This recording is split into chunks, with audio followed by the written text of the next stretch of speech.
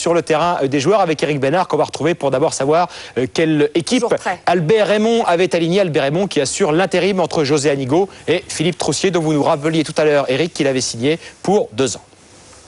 Oui, alors retour au jeu enfin avec une composition pas très éloignée de l'équipe habituelle, si ce n'est quand même, et ça on l'a vu dans la presse ce matin, que Peggy Luyindula a été écarté du groupe, tout comme Mdani et Sylvain Ndiaye. Lissarassou lui était suspendu, donc remplacé par Olembe.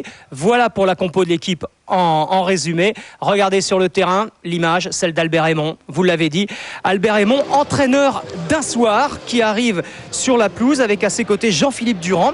Et une première occasion dans une ambiance, on en a parlé, morte. On entend presque les joueurs sur le terrain. Les virages nord et sud sont remplis à moitié. Les Marseillais à l'attaque, avec ici un premier centre pour la tête de Fiorez, tête décroisée. Et cette image, juste après cette tête de Fiorez, qu'on a vu tout à l'heure, José Anigo conseillant Philippe Troussier. Anigo aime ce club et il le prouve encore là ce soir. Les supporters du virage sud ne s'y trompent pas. Merci Anigo. Un premier quart d'heure timide, de mise en confiance. Et Olembe, qui remplace Lissarassou, suspendu, je viens de vous le dire, accélère. Faute sur Salomon Olembe. Et coup franc à suivre. Coup franc pour l'Olympique de Marseille et pour Benoît Pedretti.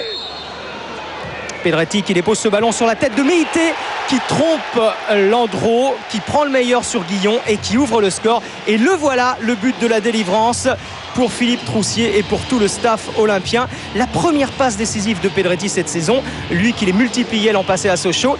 Et derrière, c'est Meïté et toute l'équipe de Marseille qui prennent leur envol. Et ce n'est pas terminé parce que ce but opère comme un déclic.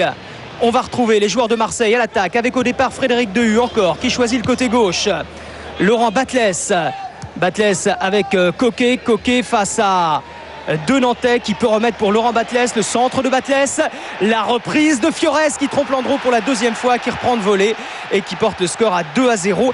Et là aussi, comme un symbole, c'est le premier but de Fabrice Fiorez sous les couleurs marseillaises, le but de la délivrance pour lui aussi, bien aidé, il est vrai, par le travail de Coquet et de Batles. Alors on parle de Marseille, mais Nantes va mal, très mal à ce moment-là. On joue depuis un peu plus de 20 minutes et Landreau, qui n'a quasiment eu aucun arrêt à faire, est déjà allé chercher 2 fois le ballon dans ses filets et presque une 3e fois sur cette tête de Coquet. On était tout près du 3-0 et le virage nord recommence timidement à chanter, bravant les consignes des groupes de supporters. Chant timide, mais l'envie est de retour, à l'image de cette nouvelle occasion pour l'Olympique de Marseille, avec un ballon, même si là il y a une frappe de Yapi, l'absence de Toulalan se fait sentir dans l'équipe de Loïc Anis. Et l'équipe de Loïc Amis qui ne s'en remet pas. La frappe de Bamogo, l'OM est en train de dérouler et Landreau, regardez bien, intervient du bout des doigts après ce beau travail en pivot de Bamogo. 2-0 à la mi-temps, c'est déjà beaucoup. Et Anigo aurait bien aimé en tout cas que ses joueurs aient cette réaction quelques jours plus tôt. La pause ne change rien et c'est un OM offensif conquérant qui revient sur la pelouse et continue de pousser sur les côtés avec encore un bon centre. Mauvais contrôle de Quin et Fiorez est tout près d'en profiter. Ça passe à côté. Mais là, il y a encore danger pour les Nantais. Pendant ce temps-là, on joue et c'est Nantes, cette fois, qu'on retrouve à l'attaque, qui tente de construire. Alors par moments, c'est vrai qu'on retrouve ce jeu fait de redoublement de passes, comme on dit à la nantaise. Ballon qui va parvenir ici pour Yapi. Belle passe de Bakayoko. La frappe de Yapi et Nantes qui revient à 2-1. Attention, danger pour l'Olympique de Marseille. Il reste une demi-heure aux Nantais pour égaliser après ce but de Yapi qu'on accordera à Yapi, même si le ballon, vous le voyez, est touché par Olembe. Le match s'alime, ça devient un peu fou et on change de côté. On se retrouve de nouveau devant les buts nantais avec Olembe. Ça circule bien également côté marseillais. Un ballon pour Fiorez face à Landreau et bon arrêt du gardien nantais. Mais on sent à ce moment-là que le match peut basculer à tout moment d'un côté comme de l'autre. Le public lui retrouve définitivement de la voix, même s'il ne chante pas, pour ovationner l'entrée de Bruno Chéroux et la sortie de Coquet, juste avant que les choses ne se compliquent pour Nantes, pour cette faute de Viveros sur Bamogo. L'arbitre sort le 2e carton jaune du match pour Viveros et Nantes va donc terminer le match à 10. Alors forcément, ça ouvre des espaces. 2-1, l'OM n'est pas à l'abri. Et nouvelle attaque avec au départ DU. Et l'on retrouve Chirou dans la surface de réparation face à Landreau. Nouvel arrêt du gardien nantais en 2 temps. Landreau sauve son équipe une fois de plus. Mais Nantes à 11 contre 10 souffre. Et juste derrière ce ralenti, l'une des images du match, c'est celle qui suit. L'ovation du public pour Fabrice Fiorez.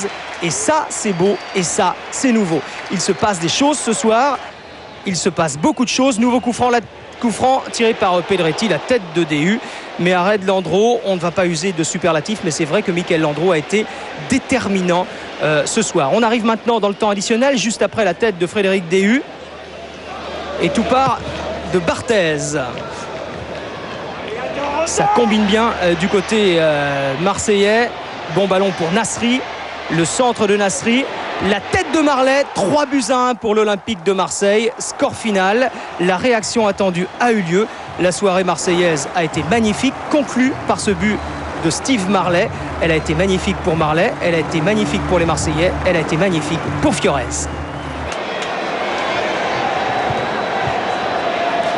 Bah oui, c'est clair qu'en venant ici, je savais que ça allait être difficile.